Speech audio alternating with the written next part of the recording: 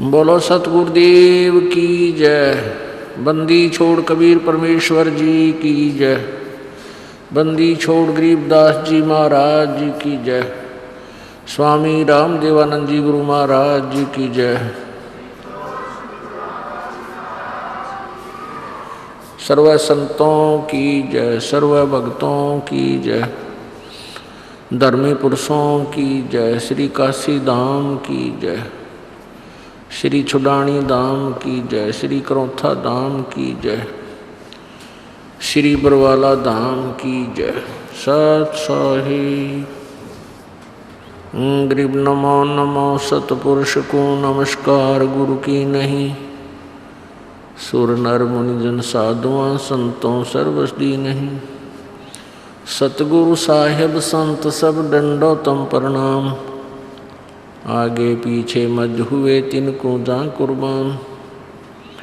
नराकार निर्विषम काल जाल भयभंजनम निर्लेपम निज निर्गुणम अकल अनुबेशोन्दनम।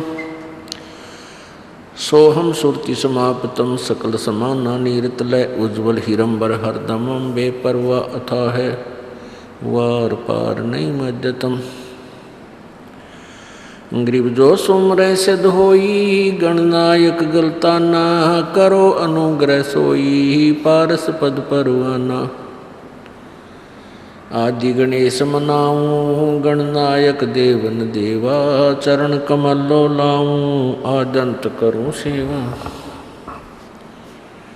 परम शक्ति संगीतम रिद्धि सिद्धाता सोई अवगत गुण अतीतम सत्य पुरुष निर्मोही जगदम्बा जगदीशम। मंगल रूप मुरारी तन मन अर्पों शीशम भक्ति मुक्ति भंडारी। सुर नर मुनि जन ध्यावे ब्रह्मा विष्णु महेशा शेष सहस मुख गावे पूजे आदि गणेशा। इंद्र कुबेर सरीखा वरुण धर्म राय जावे समरथ जीवन जी का मन इच्छा फल पावे। 33 कोटि आधारा जावे शेष 88 उतरे भव जल पारा कट है यम की फांसी। 33 कोटि आधारा जावे शेष 88 उतरे भव जल पारा कट है यम की फांसी। कर जोड़ूं विनती करूं धरूं चरण पर शीश। गुरु जी राम देवानंद जी महाराज ने दियो नाम बख्शीश। कोटि कोटि सिजदा करूं कोटि कोटि प्रणाम। चरण कमल में राखियो मैं बांधी जाम गुलाम। कुत्ता तेरे दरबार का मोतिया मेरा नाम। गले प्रेम की जेवड़ी झांखें चोभा जाऊं। तो करो तो बावड़ूं दूर दूर करो तो जाऊं। जो राखो तो ही रहूं जो देवो सो खाऊं। जय इब कै सतगुरु मिले सब दुख आँखों रोए। चरणों ऊपर शीश धरूं कहूँ जो केड़ी हो। कबीर साईं मिलेंगे पूछेंगे कुशलात आद अंत की सब कहूँ। अपने दिल की बात गुरु जी तुम ना बोलियो। चाहे लाख लोग मिल जाही हमसे तुमको बहुत हैं तुमसे हमको नाई। कबीर तुम्हारे विसारे क्या बने, मैं किसकी शरण में जाऊं। शिव ब्रंच मुनि नारदा, तिनके हृदय न समाऊं।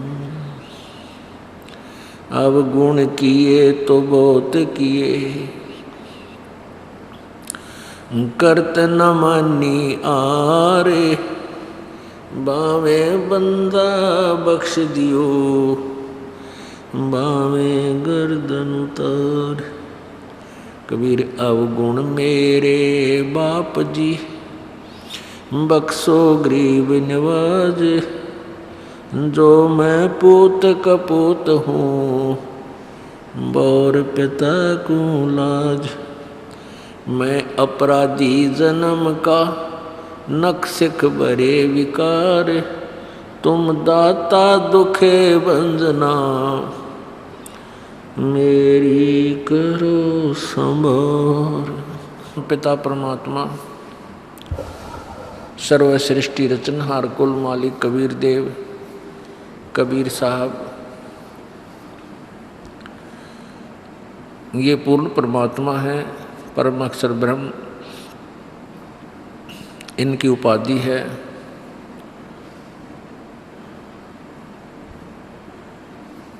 ये परमात्मा स्वयं ही आकर के यथार्थ ज्ञान का प्रचार प्रत्येक युग में करते हैं। जिस समय परमात्मा प्रत्येक युग में आते हैं, उस समय तत्कालीन ऋषि और महर्षि वो कथित गुरुजन पूरे भक्त समाज को, पूरे मानव समाज को भक्ति शास्त्र विरुद्ध भक्ति पर आधारित किए हुए होता है।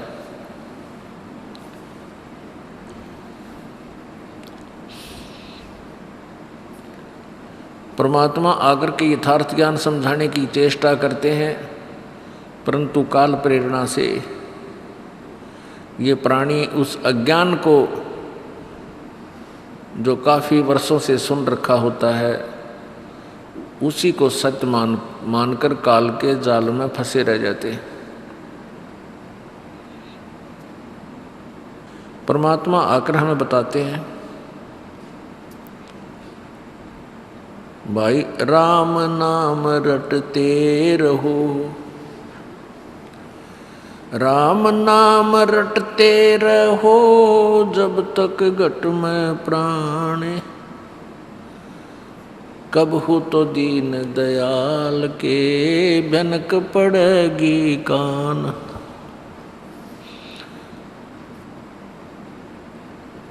इस मिट्टी के महल में मगन भया क्यों मूडे, कर साहब की बंदगी उस साईं को ढूंढे।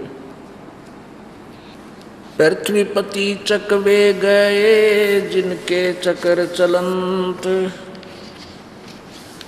रावण सरीखे कौन गिने हैं ऐसे गए अनंत। कबीर थोड़ा जीवना ये मंडे बहुत मंडाने, सभी उभा पंथ सिर ये राव रंक सुल्तान। कबीर एक दिन ऐसा होएगा सबसे पड़े बिछो, राजा राणा छत्रपति सावधान क्यों न हो। कबीर उजड़ खेड़े ठीकरी ये गड़गड़ गए कुमारे, ये रावण सरीखे चले गए भाई लंका के सिखदार। कबीर कहाँ गर्बियो ये देही देख सुरंगे, बिछड़ ब्या मिलबो नहीं जो कचली भोजंगे। ये परमात्मा परमेश्वर कबीर जी इस बोले जीव को जो काल के जाल में इस झूठे सुख को सुख मानकर निश्चिंत होकर फंसा पड़ा है, उसको क्या समझाना चाहते हैं कि झूठे सुख को सुख कहे ये मान रहा मनमोद, ये सकल चबीना काल का, कुछ मुख में कुछ गोद। जिस लोक में हम फंसे पड़े हैं, इसका राजा, इसका मालिक, इसका स्वामी प्रभु भगवान, ये ज्योति निरंजन है, काल है। इसी को ब्रह्म, ये ब्रह्म नाम से भी प्रसिद्ध है। और ब्रह्मा विष्णु महेश इस काल ब्रह्म के पुत्र हैं। इस काल ब्रह्म ने सत्यलोक में, उस सच्चे लोक में जहाँ कोई कष्ट नहीं, कोई दुख नहीं, कोई जरा और मरण नहीं, बुढ़ापा नहीं, कोई रोग नहीं, हम वहाँ रहते थे। वहाँ इस काल ने एक गलती की थी और हमने भी इसके साथ, हमने भी एक गलती की थी जिस कारण से हम इस काल के जाल में फंस गए। तो इसने और भयंकर गलती की थी जिस कारण से इसको ये श्राप लग गया 1,00,000 मानव शरीरधारी प्राणियों के नित आहार करने का, जिस कारण से ये हम सभी को यहाँ मूर्ख बनाकर रखता है। हमारे को ये सच्चा ज्ञान नहीं देने देता। सतलोक के बारे में इसने पूरी जानकारी समाप्त करवा रखी है। अपने से ऊपर किसी प्रभु के बारे में ये सोचने भी नहीं देता किसी प्राणी को। इसको श्राप लगा हुआ है 1,00,000 मानव शरीरधारी प्राणियों के नित आहार करने का। अब पुण्यात्माओं, जैसे क्या सोचते हैं हम कि स्थूल शरीर तो यही रह जाता है, क्योंकि हम इसी को देख पाते हैं। तो काल खाता किस चीज को है? ये ऊपर का जो कवर है, ये तो ऐसा है जैसे सर्प के ऊपर वह कैंचुली होती है, जिसे कांजली कहा करें, कांजली। और जब सर्प उस कांजली ने छोड़ देता है तो वो सर्प जैसे आकार की पड़ी रह जाती है, पॉलीथीन जैसा, प्लास्टिक से का कवर सा उसका। और ओरिजिनल सर्प न्यारा है। ऐसे ही ये ऊपर स्थूल शरीर तो ऐसा है उस सूक्ष्म शरीर के ऊपर जैसे सर्प के ऊपर या कैंचुली होती है, कांचली। तो उस सूक्ष्म शरीर को 21वें ब्रह्मांड में बने तपतशिला के ऊपर डाल देता है। तपतशिला माने पत्थर की टुकड़ी, तपत माने जलती हुई, जैसे तवा खूब गर्म हो जाता है ऐसे उसके ऊपर डाल देता है। जिस प्राणी ने, जिस व्यक्ति ने पूरे जीवन में जो भी आहार किया, चटपटा भोजन खाया, भाई शराब पी, ओका पिया और भी जो फंड करे, तो उन सब का अंश उस सूक्ष्म शरीर में समा जाता है। उस सूक्ष्म शरीर को गर्म करके वहाँ से पिघल उस सूक्ष्म शरीर में से उस गंध को निकाल लेता है। ये जीव मरता नहीं सूक्ष्म शरीर में, लेकिन पीड़ा घनी होती है, उसको ये खाता है। उसके लिए, अपने आहार के लिए हमें यहाँ पर बाई फोर्स रोक रखा है। प्राणी को इतना विवश कर रखा है, अपने तीनों पुत्रों को एक एक गुणयुक्त बना के, ब्रह्मा जी को रजगुण युक्त है और विष्णु जी सतगुण और शिव जी तम गुण युक्त कर दिए। इन तीनों में से निकल रहा प्रभाव प्रत्येक प्राणी को रह रहकर प्रभावित करता रहता है, जिस कारण से ये प्राणी जैसे कोई शराब पी लेता है या कोई नशे की गोली ले खा लेता है, तो उसके बाद उस प्राणी के बस की बात नहीं, वो कैसे बै की बात करता है, कैसे लड़खड़ा के चल रहा है, वो विवश है। और ऐसे ही करेगा, चाहे 1000 ने शराब पिला दो, सब एक जैसी एक्टिंग करेंगे। तो ऐसे इन तीनों गुणों का प्रभाव हम सब प्राणियों के ऊपर प्रभावित है, और जिस कारण विवश होकर के ये प्राणी संतान उत्पत्ति करते हैं। इस संतानोत्पत्ति रजगुण ब्रह्मा के गुण के प्रभाव से, और फिर आपस में मोह ममता ये भगवान विष्णु जी के सतोगुण पर्व के प्रभाव से, और फिर क्रोध, गुस्सा, लड़ाई झगड़ा, नरे कुक्रम तार दे, तो ये तमगुण शिव जी के गुण के प्रभाव से। परमात्मा हमें ये समझाना चाहते हैं कि तुम जिस संतान और संपत्ति को अपनी मानते हो ये तुम्हारी नहीं है, ये आपकी नहीं है, और आप इसको अपनी मानकर इसी से चिपके रह जाते हो।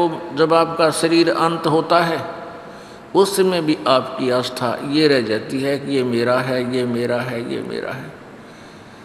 तो पुनर्जन्म आपका वहीं किसी अन्य प्राणी के रूप में आपके वहीं उत्पन्न हो जाते हो। कोई कुत्ता बनकर उसी गली में उसी परिवार के लठ खाने के लिए फिर जन्म ले लेता है। तो इस तरह तुम्हारी दुर्गति परमात्मा कह रहे हैं कि इस काल ने कर रखी है, तुम मेरी बात को मानते नहीं। इन काल के दूतों को, नकली गुरुओं को, महर्षियों को, इनको तुम पूरा समर्थन दे रहे हो। इसका कारण अज्ञान है, और ज्ञान देने के लिए परमात्मा आते हैं और उसके साथ साथ हमें ये प्रेरणा भी देते हैं कि तू किस वस्तु को अपनी मानकर आश्रित हुआ बैठा है। परमात्मा परमेश्वर कबीर देव जी आकर के हमें चेतावनी देते हैं कि जिस वस्तु को तू अपनी मानता है वो तेरी नहीं है। क्या बताते हैं कि काया तेरी है नहीं, ये माया कहाँ से हो। चरण कमल में ध्यान रखो, इन दोनों को खोए। जब तेरा शरीर ही तेरा नहीं है, इसको भी तू त्याग के जाएगा एक दिन, तो जिस संपत्ति को तू अपनी मान बैठा नालायक, ये तेरी कैसे हो सकती है। कभी जोर दे कर विचार कर।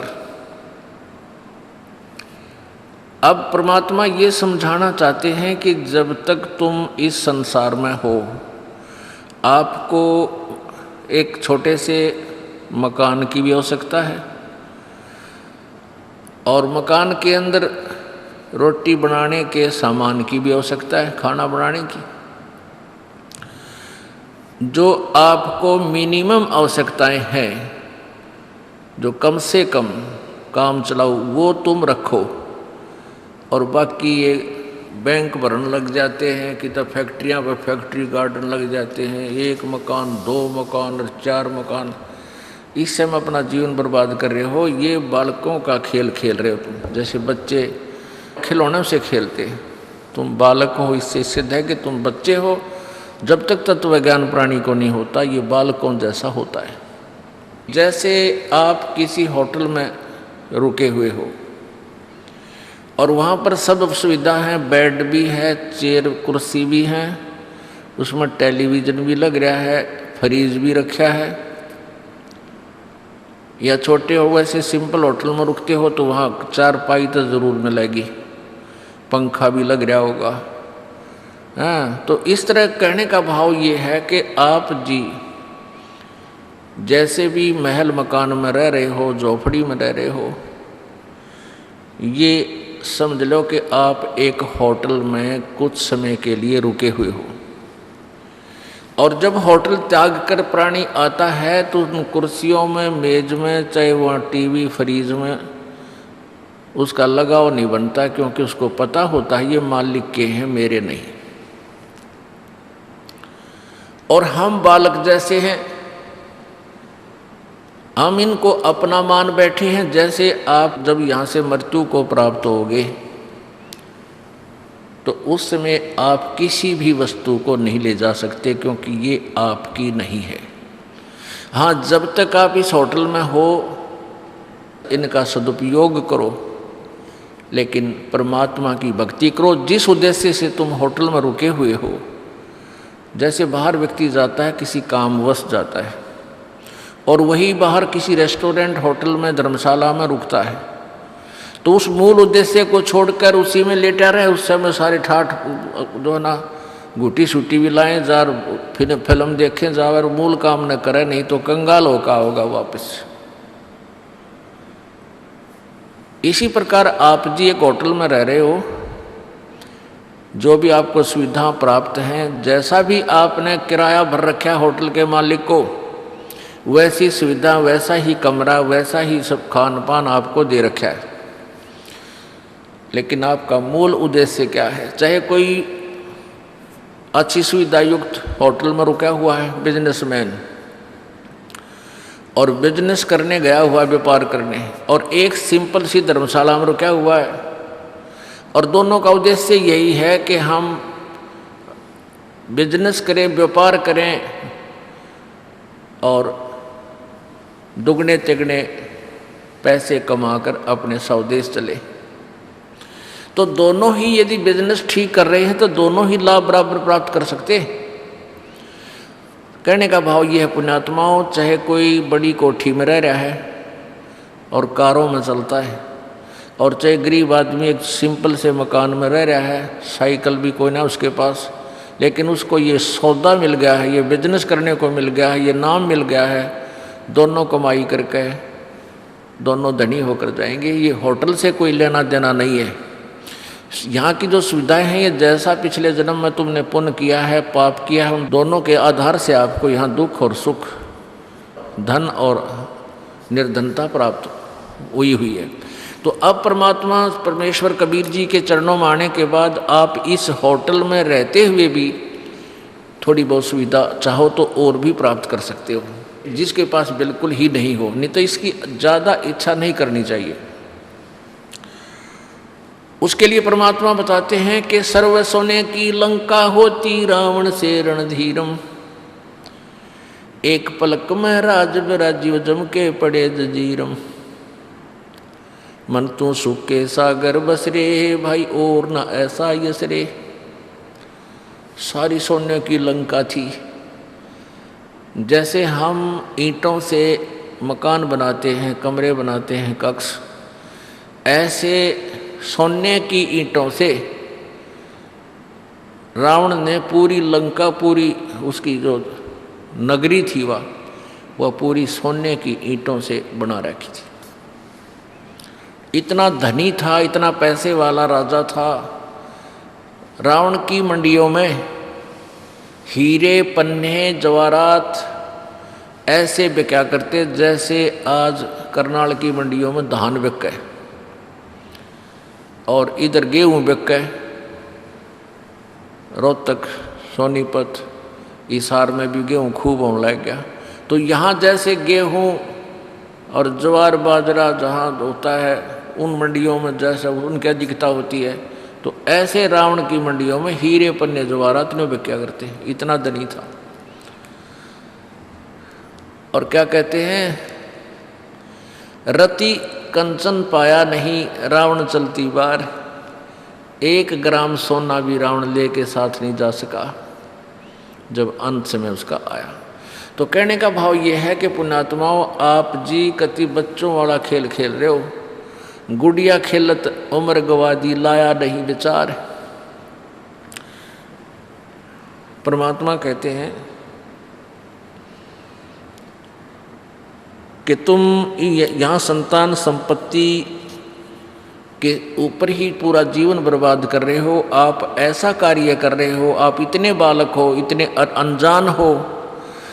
जैसे पहले समय में हम छोटे छोटे थे, उस समय लड़कियां ना तो स्कूल जाया करती, वो 14-15 साल की हो जाती, उन्हें ब्याह दिया करते ठाक है। तो उससे पहले बालक और छोटी होती थी तो घर के काम में भी वो सहयोग नहीं देती थी बालक होने के कारण। तो वो क्या करती थी, खेलती रहती थी। और खेल क्या था, जैसे लड़की का विवाह हो जाता है तो उसके लिए पहले एक बीमारी थी कि लड़की की आगे वाली कितनी हैं, जैसे सास, ननंद, फिर उनकी आगे, तो उन सब के कपड़े अलग अलग रखा करते, उन्हें तीड़ बोला करते। तीड़, एक सूट जैसे एक घाघरा हो गया, सब बाहर घाघरा होया करता, उसमें मेरे ख्याल 50 50 मीटर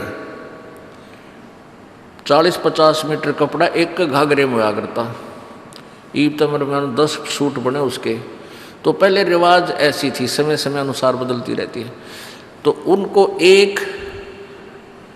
एक सेट होता था, उसमें एक घाघरा, एक उसको ऊपर कमीज, एक चुंदड़ी। उसने एक तीड़ बोला करते एक सेट को, तीड़।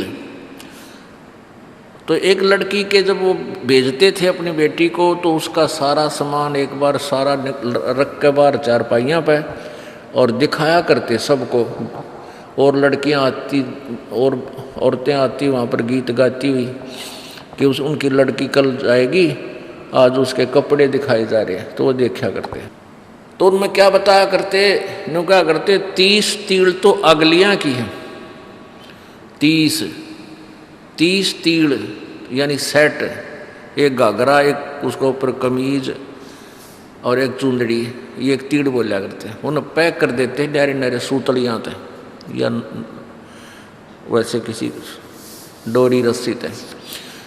तो कहने का भाव ये है कि ये 30 अगलियाँ की, 20 पछलियाँ की, इतनी लड़की की, इतनी फलाने की, वो नारे नारे दर देते।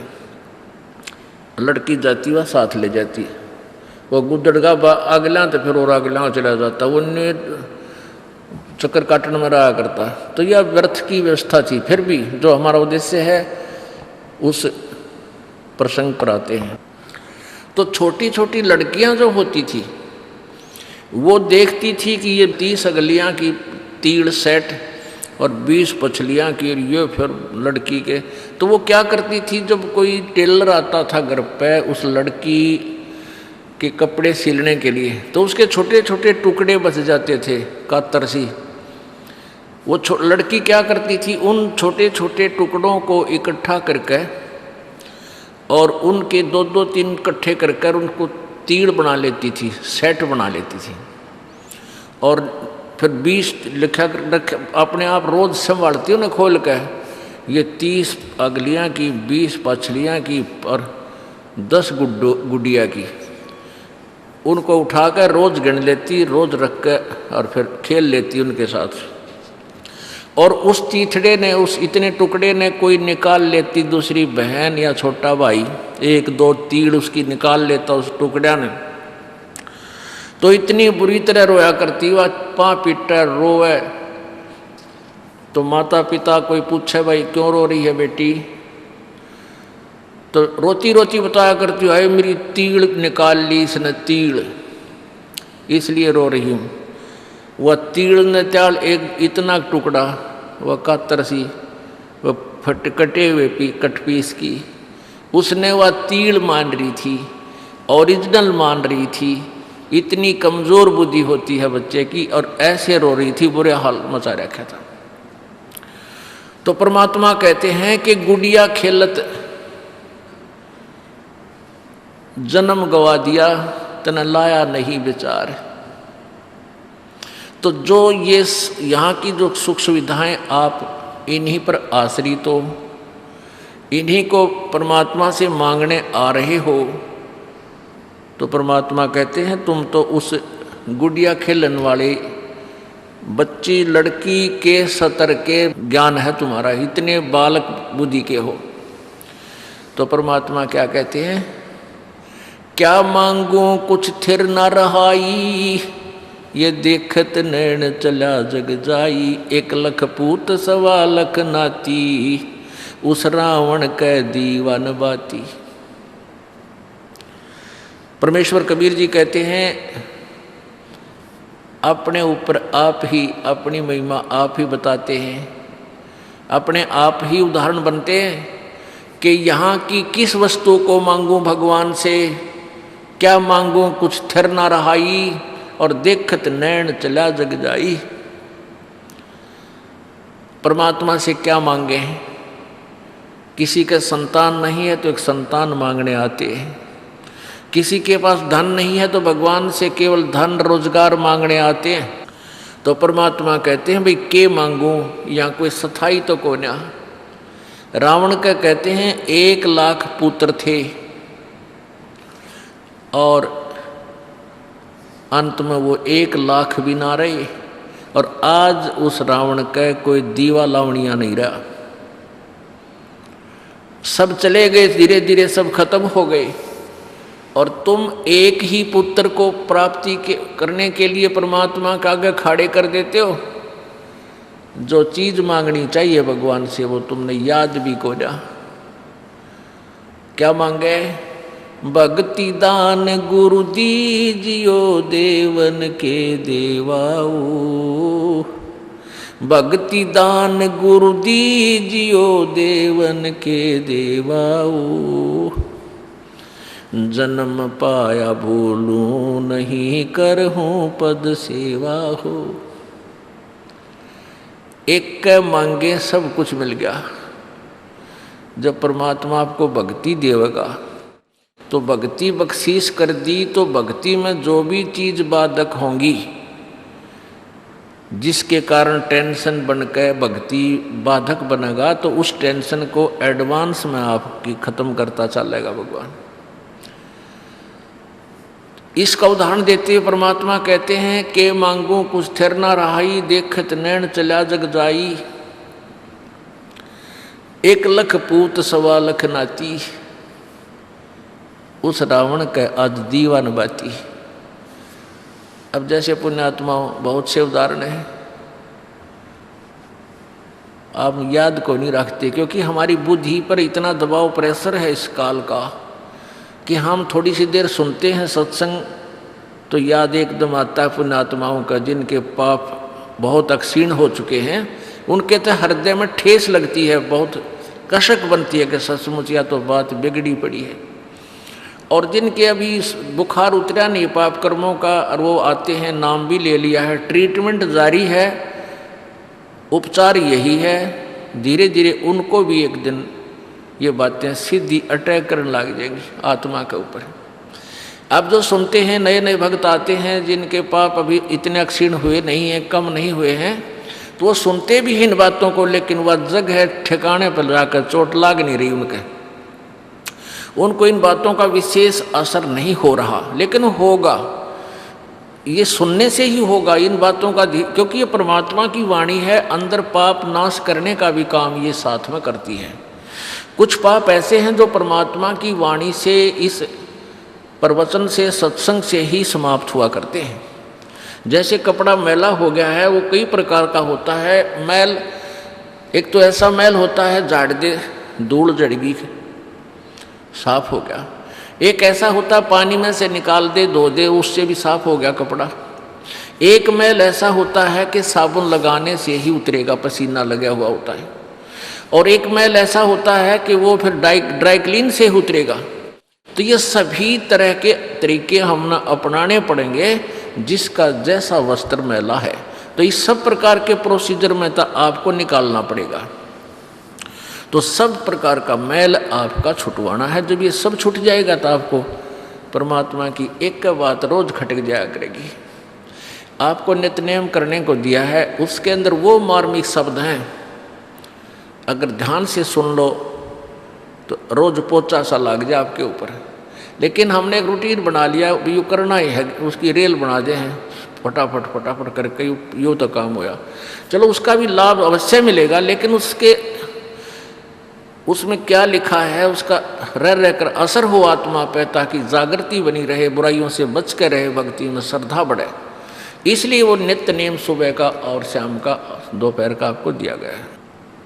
तो ये जो बातें आपको सुनाई जाती हैं, इनका असर थोड़ी देर रहता है, क्योंकि काल प्रेशर बहुत ज़बरदस्त है, तीनों गुणों का दबाव इतना ज़बरदस्त है। जैसे किसी की मृत्यु हो जाती है और सभी जब उसको लेकर जा रहे होते हैं, प्रत्येक आदमी के मन में एक बार अवश्य ही आती है, बताइए के लेकर गया बेचारा, कल तक हाय हाय मचा रहा था, हाय मेरा यूँ नो कर दूँ, रात सब कुछ छोड़ के चलेगा। और उसका वह करके काम तमाम जब उल्टा मुँह करते हैं, वो काल उसी समय बटन ऑन कर देता है, जो तेरा काम वो रह गया, वहाँ जाना है, ड्यूटी पर जाना है, वहाँ पानी की सिंचाई का समय आ गया, चल ट्यूबवेल चलाना है, 1 सेकंड में घिघी बांध के तो कुत्ती बड़ो बढ़ा दे और चल। फिर मनमाने कोई कदे कोई मरे, फिर याद आवे साल 2 साल में, या सत्संग में आने से वो बातें आपको रोज ताज़ा कराई जाती हैं। और ऐसे ताज़ा कराते रहेंगे तो जगह भी बना जाएगी। रसरी आवत जात से शिल पर पड़े निशान, और करत करत अभ्यास से जड़मती होत सुजान। अब देखो बहुत से प्रमाण हम देखते हैं। अब पीछे से एक विमान दुर्घटनाग्रस्त हो गया, 166 में तक 8 आदमी बच भी गए। 157-58 व्यक्ति जो जहाज में जा रहे थे वह कितने धनी होंगे, कितने सुखी होंगे जिनको हम सुखी मान रहे हैं, जो एयरप्लेन में ट्रेवल कर रहे थे और 1 सेकंड में उनका नहीं पता क्या होना था। तो पुण्यात्माओं, हम बालक हैं, अभी हमें डर नहीं बनता, बच्चे को भय नहीं होता, चाहे वो सर्प नहीं पकड़ ले, बिजली के तार सपारक कर रहे हों, उनमें चिंगारी पाट रही हो, उसने भी पकड़ ले, मर जाता है। और जब बच्चा समझदार हो जाता है फिर सर्प का नाम लेने से भी वो डरने लग जाता है, चारों तरफ बुचक्का होकर देखता है, अचंभित होता है, डरता है, भयभीत हो जाता है। इसी प्रकार आप इस तत्व ज्ञान से आप शाने बन जाओगे, आपके विचार जवां हो जाएंगे, मैच्योर हो जाएंगे।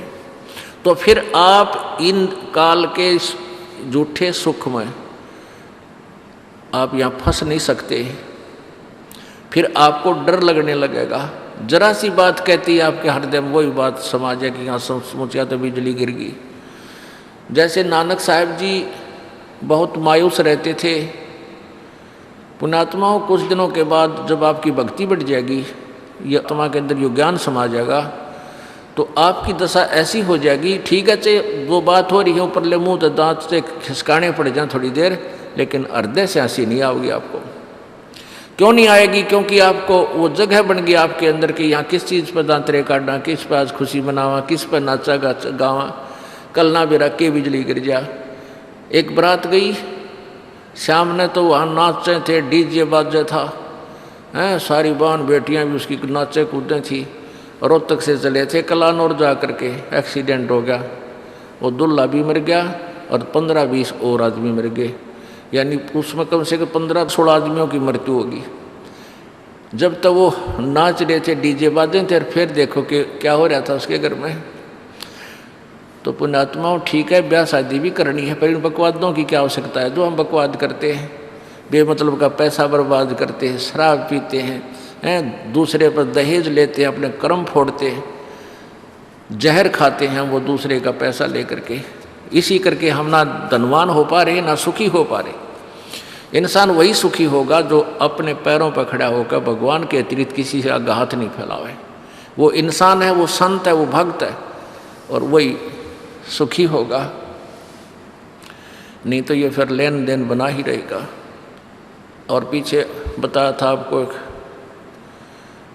आंध्र प्रदेश का वो मुख्यमंत्री हेलीकॉप्टर में जा रहा था, हेलीकॉप्टर पता नहीं कित मेरा पड़ा जाके, 3 दिन तो उसकी लाश नहीं मिली, जंगल में पड़ गया, कितने ढूंढा भी ना पाया।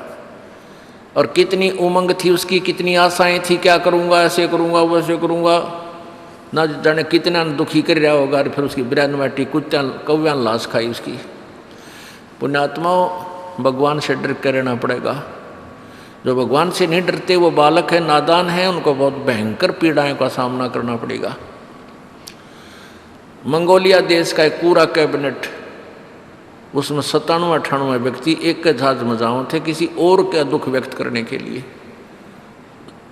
और सारे एक के जहाज में एक कब्र में मर गए। हाय हाय।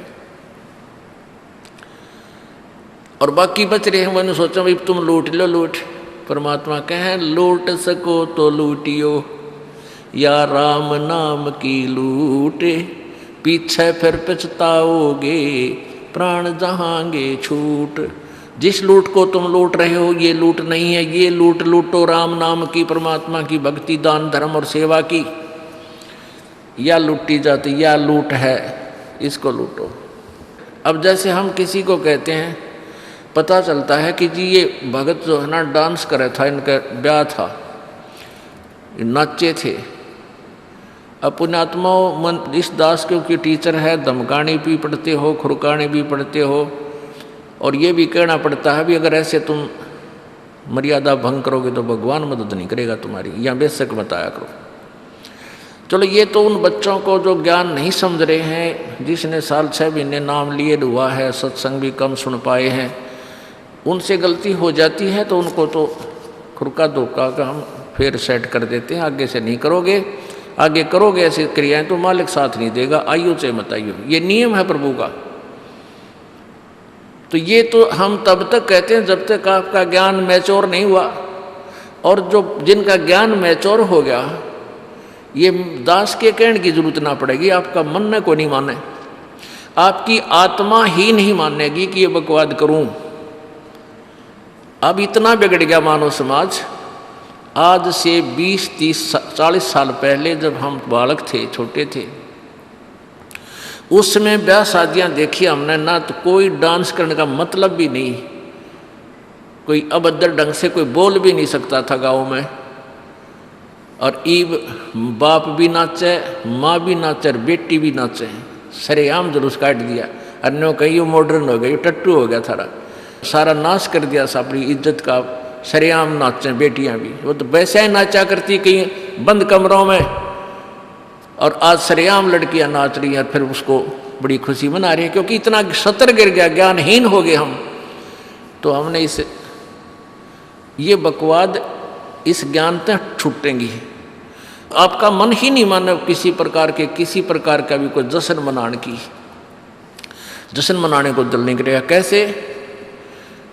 जैसे ये घटनाएं आपको याद आती हैं। एक भक्त कह रहा था, जी हमने आज 11 वर्ष हो गए त्यौहार नहीं मना लिया,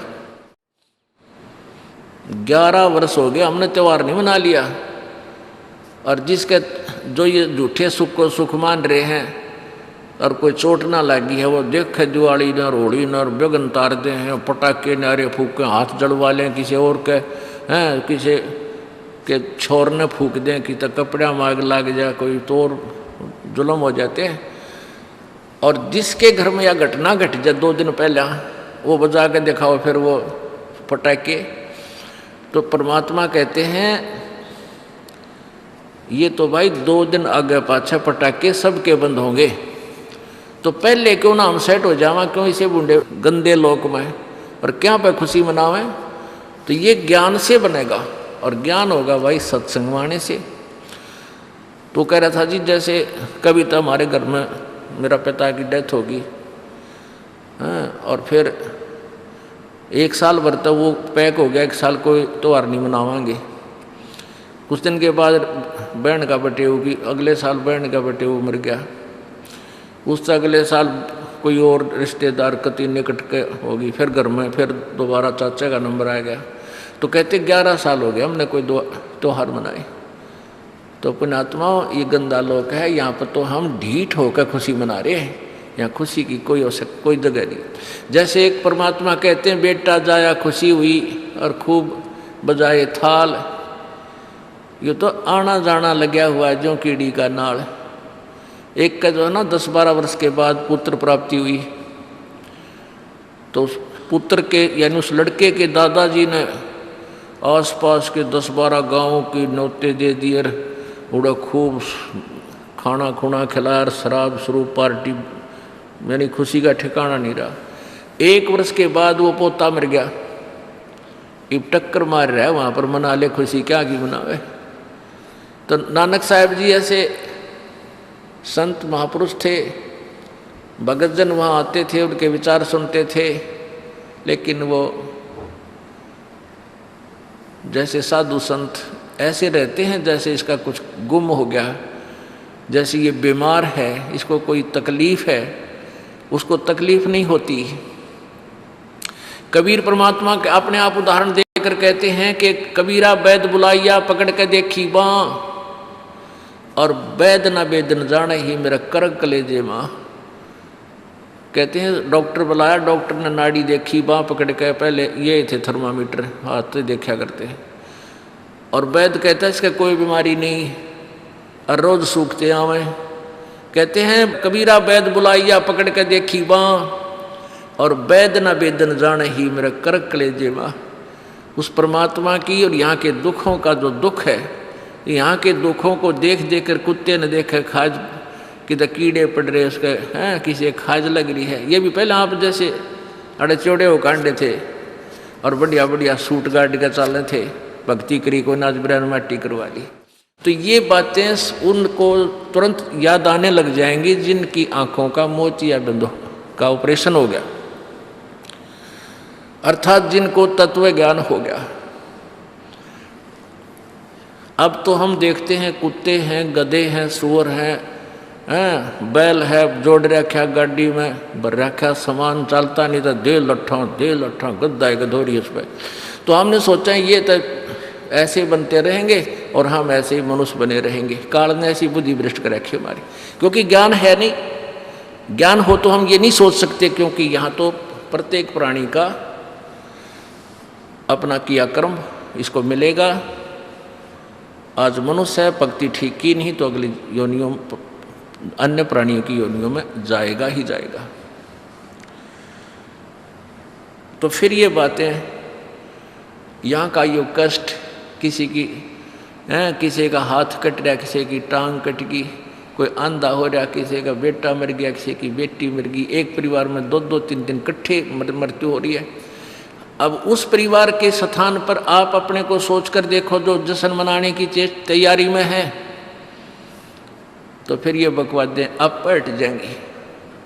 90% जो हम वेस्ट करते हैं अपना समय इस पेट के लिए और इस संसारिक इन बकवादों को जोड़ने के लिए, ये 90% अपने आप शांत हो जाएगी। ना दहेज लेंगे ना देंगे। किसी के 2 कन्या हो जाती है, उसको नींद आनी बंद हो जाती है। ऐसा हमने अपने आप एक मकड़ी वाला जाल फैला के आप पे फंस बैठे उसमें दहेज के चक्कर में, क्योंकि हमें ज्ञान नहीं। हम किसी से आज पैसा लेते हैं, अगले जन्म में वो पैसा वापस देना पड़ेगा। किसी ने मान ले किसी को दबाव देकर दहेज का पैसा ले लिया, या वैसे 2 नंबर के काम करते ले लिया, लेकर दिया नहीं, अगले जन्म में वो पूरा करना पड़ेगा। किसी का गधा बन कर देना पड़ेगा, किसी का भैंस बन कर देना पड़ेगा, और या फिर अगले जन्म में वो दामाद बन कर ले जाएगा जिसको आज तुम दामाद बन कर ले रहे हो। तो इस पंगे में अनजान व्यक्ति दिया करे।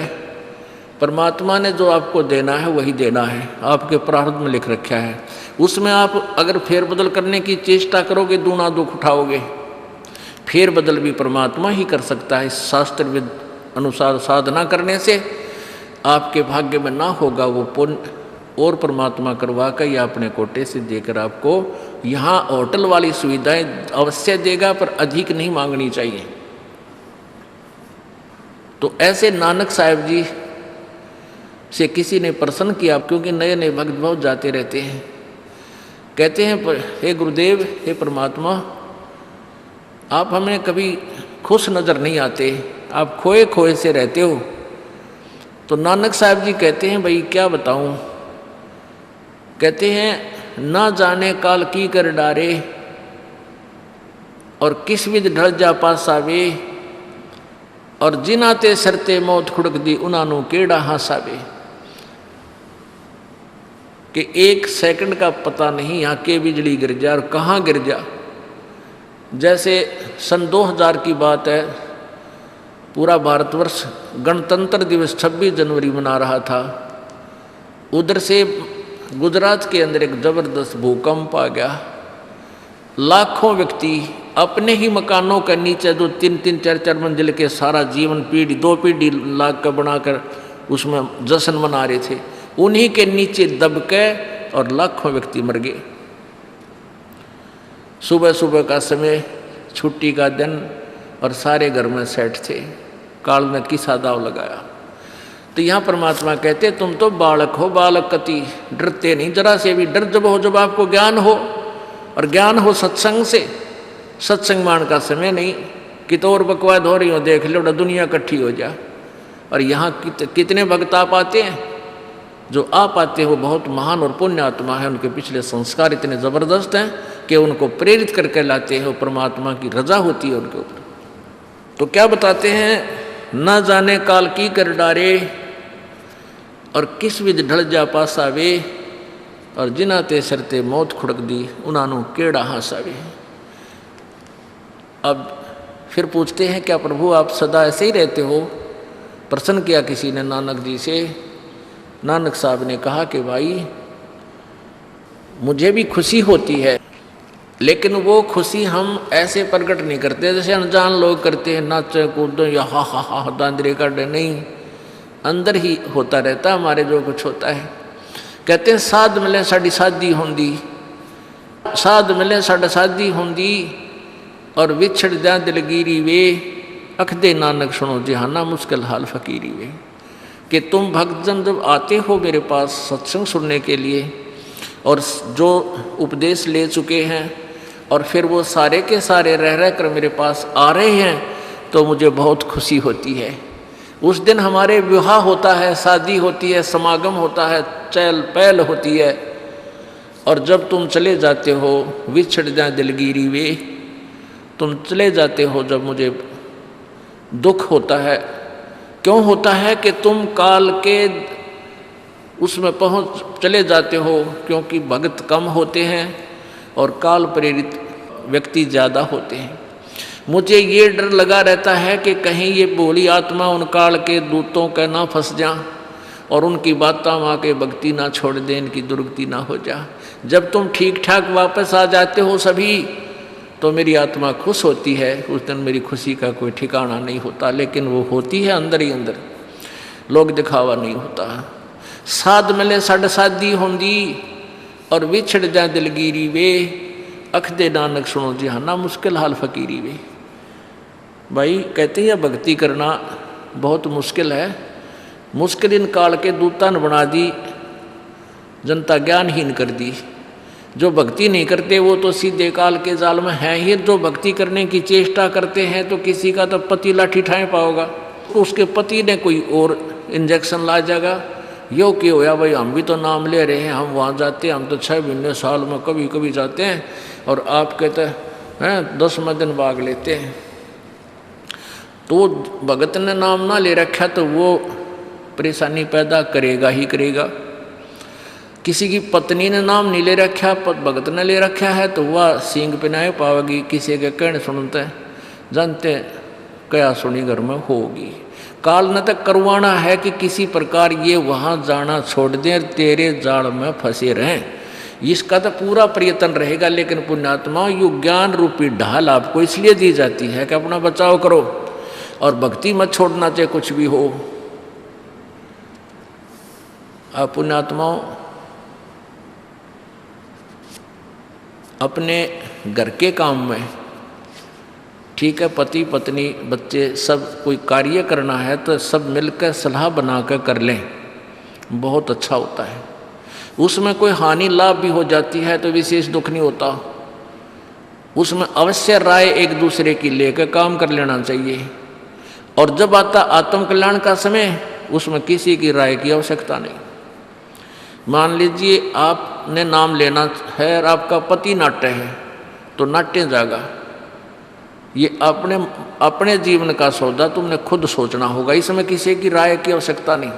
आपने नाम लेना, आपकी पत्नी मना करती है तो करण दे, इसमें किसी की सलाह लेने की जरूरत नहीं, चाहे कोई राजी रहे चाहे नाराज रहे।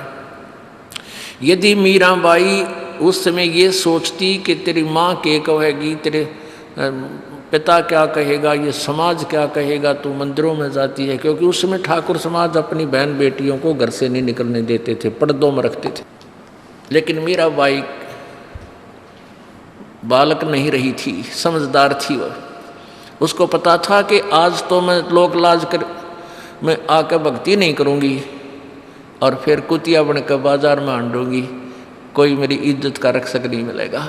तो ये ज्ञान से ही ऐसी दृढ़ता आती है। संघर्ष किया और सफल हुई, क्योंकि मालिक के नाम पर जो संघर्ष करते हैं सच्चे दिल से, हृदय से, उनकी परमात्मा मदद किया करता है। ये पिछले इतिहास देख लो, क्या बताते हैं। मात पिता सुत स्त्री, आलस बंधु कान, संत दर्शकों जब चले ये अटकावे आण। मात पिता सुत पुत्र को कहते हैं। स्त्री जैसे कोई बालक हैं 15, 16, 10 वर्ष के, उन वो माता पिता के अधीन होते हैं। और बच्चे का समझ में आ गई और माता पिता मना करते हैं तो उनके अधीन है वो। और बच्चे जवान हो गए, बूढ़ा बूढ़ी अगर समझ में आ गई, फिर वो बालक बाधा करेंगे, वो रोकते टोकते हैं। तीसरा दिन चल पड़ते हो, किराया कितने डावा फलाना है, यानी कुछ ना कुछ बाधा कर सकते हैं। किसी का पति बाधा कर सकता है, किसी की पत्नी बाधा कर सकती है। जब भक्ति की तरफ अग्रसर होता है या सत्संग में आने की तैयारी करता है। या फिर आलस बंधुकान, आलस माने आप ढीले गोडे छोड़ दे, फिर देखांगे इबका नहीं जाता, सर्दी घनी है, गर्मी घनी है। और या बंधुकान, लोक लाज, इनके कारण ये है भक्ति में बाधक। अब क्या बताते हैं परमात्मा, मात पिता सुत स्त्री आलस बंधुकान, संत दर्शकों जब चले ये अटकावे आण। इनका अटकाया अटके नहीं, और संत दर्शकों जाए, कह कबीर सो संत है आवागमन नसावे।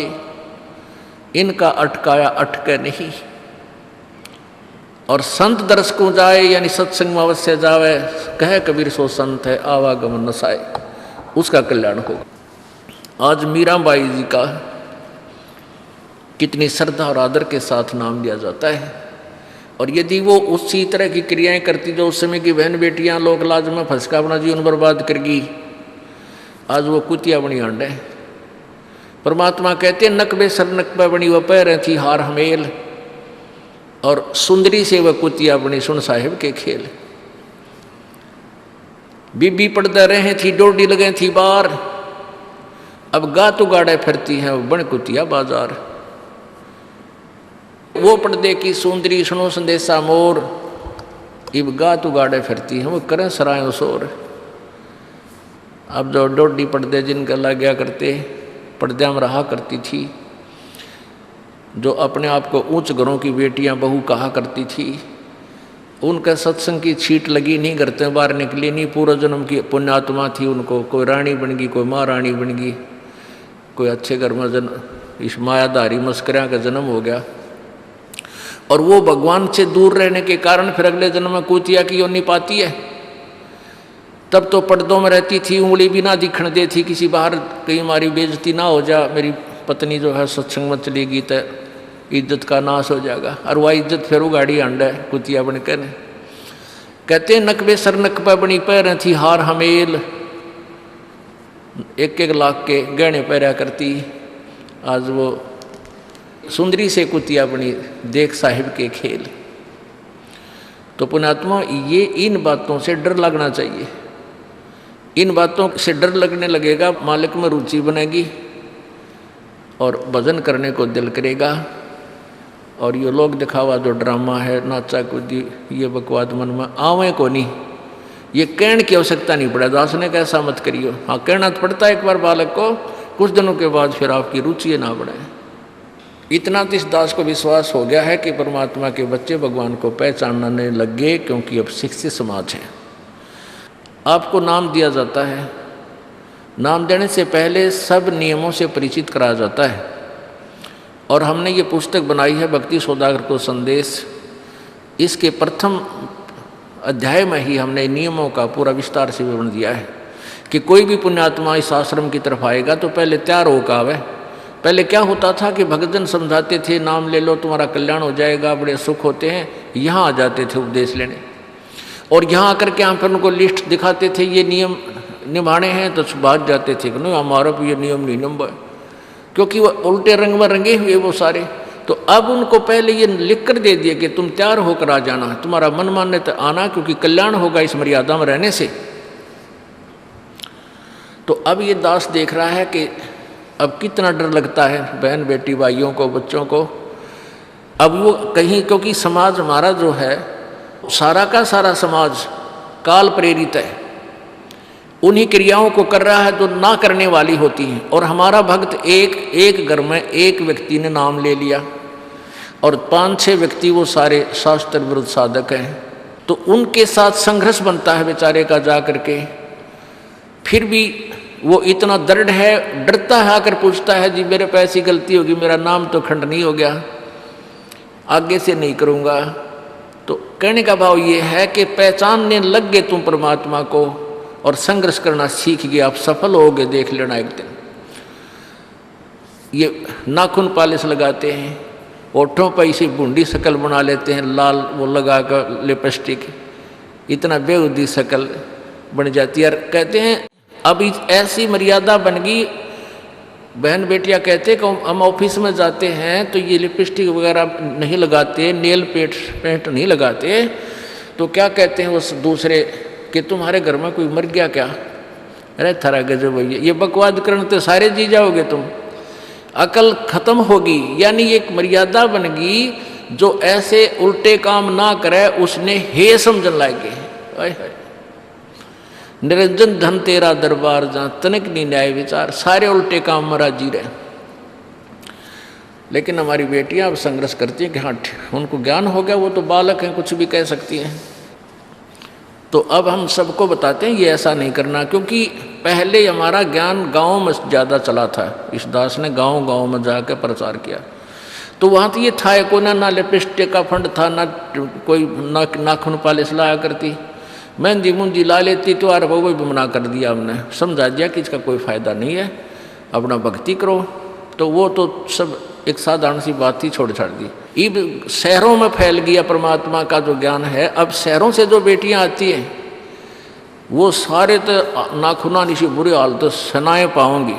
और इधर बिहार में तो और बेगन हो रहा कति बुढ़ी बालक सारे लाल ये नाखुना न कति न कुसूती तरह पेंट करके लाऊंगी न चमकान दे। अब इनको समझाना पड़ता है कि ये नहीं करोगे तो मान जाते हैं कि नहीं आगे नहीं करेंगे हम, क्यों इनकी आवश्यकता भी क्या है। भगवान ने जो कितने सुंदर नाखून पहले बना के दे रखे, इन पर क्या फायदा और बकवाद करने की। तो मालिक ने जो अंग दे रखे हैं वो बहुत अच्छे बना के दे रखे हैं, इसमें हमको फेरबदल करें ये हमारी वो लोग दिखावा मेकअप है, इसकी हमें आवश्यकता नहीं। अब तो हम आपको बता रहे हैं, समझा रहे हैं पहली बार, फिर आप पर सियाने हो जाओगे, आपकी अब पर रुचि ना करे। जैसे नानक साहब कहते हैं, ना जाने काल की कर डारे किस विध डल जा पासा वे, जिना के सरते मौत खड़क दी नानू के डांसा वे। अब प्रसंग था कि साध मिले साड़ी शादी होंगी और भी छड़ जा दिलगिरी वे, अख दे नानक सुनो जहाना ये मुश्किल हाल फकीरी वे। तो नानक साहब क्या बताते थे कि तुम जाते हो यहाँ से सत्संग सुनकर और वहाँ आप ऐसे समाज में जाते हो जो सब काल प्रेरित होकर के वो साधनाएं, वो क्रियाएं, वो ड्रामाबाजी करता है, जिससे मुझे डर लगा रहता है कि कहीं आपकी क्रियाएं भंग ना हो जाएं और आप काल के मुंह में चले जाओ। जब तुम वापस आ जाते हो तो मुझे बहुत खुशी होती है कि परमात्मा के बच्चे काल के जाल से बचे हुए, तो उस दिन खुश होता हूँ मैं। और तुम चले जाते हो तो मेरी एक तो वो ज्ञान कि यहाँ काल का लोक है, ना जाने कब जाना पड़ जावे, इस कारण से डर से अपनी भक्ति करता रहता हूँ। और एक तुम्हारी भी चिंता खाती रहती है कि कहीं काल के जाल में ये बालक फिर ना फंस जाएं। तुम वापस आ जाते हो एज इट इज़, तो फिर मेरी खुशी का ठिकाना नहीं रहता। साध मिले साड़ी शादी होंगी, साध यानी साधु संत, ये भक्त आप साध हो, साधु माने जो साधना कर रहा है, और साधु सोए जो सीधा चाल है, यानी जो और लोग दिखावा बकवाद नहीं करता, शराब मांस तम्बाकू नहीं पीता और मेकअप वगैरह शरीर के वापस जरूरत नहीं। कहते पति भरता भावानी चोम चटक श्रृंगार, जो पति भरता यानी जिसने केवल अपने पति से ही लगा हुआ है, फिर उसने बकवाद करने की क्या आवश्यकता है। तो कहने का भाव यह है कि हम सच्चे ढंग से जब लगेंगे, फिर हमने अब पे इच्छा ना हो किसी वस्तु की। परमात्मा कहते हैं इस काया का गर्व ना करियो के काला के गोरा रे, और बिना भजन इसका कुछ काम ना आवे, चाहे एतर छड़को चारों ओरा रे। ये शरीर क्या है, ये गोरा दिखा है चाहे काला किसी का, इसने थोड़ा सा छोल के देख लो, एक जैसा कबाड़ सब में भरा पड़ा है, या ऊपर पालिश का फर्क रखे। अरे इससे नाम अच्छा बूंदा मान लेते हैं, नहीं, ये चाहे काला है चाहे टेढ़ा बेढ़ा है, चाहे किसा बूंदा काना लंगड़ा है, इसमें जब भक्ति कर गया वो सफल है, और इस मेकअप में लग गया रहा वो असफल है, चाहे वो कितना सुंदर दिखता हो। तो पुण्यात्मा परमात्मा कहते ये मिट्टी है, इस मिट्टी से हमने लाभ उठाना है, इसे सोना बनाना है, भक्ति रूपी धन कमाना है, तो इसी से कमाया जाएगा। अब प्रसंग है कि झूठे सुख को सुख कहे, ये मान रहा मन मोद, ये सकल चबीना काल का, कुछ मुख में कुछ गोदी। अब परमात्मा आप बताओ, मैं आकर के बोली आत्माओं हमें जगा रही है, हमने काल के कुएं की भांग पी रखी है, यहाँ की मान बढ़ाई और इस माया की। कबीर परमात्मा कहते हैं, कबीर ये माया अटपटी या त्रिगुणमयी माया, ब्रह्मा विष्णु महेश के द्वारा जो हमारे अंदर प्रेरणा कर रखी है, त्रिगुणमयी माया के विषय बता रहे हैं। कबीर ये माया अटपटी, सब घट आण अड़ी, किस किस को समझाऊं ये तो कुएं भांग पड़ी। अब किस किस ने समझावा, सब एक तरह की भांग पी के एक जैसे विचार, एक जैसे बोल, एक जैसा ज्ञान इन्होंने ग्रहण किया हुआ है, और ये दास सच्चा ज्ञान सुनाता है, इसका विरोध करते हैं, इसको जल्दी समझ नहीं पाते, क्योंकि इनको इस माया रूपी और अज्ञान रूपी भांग का नशा हो रहा है।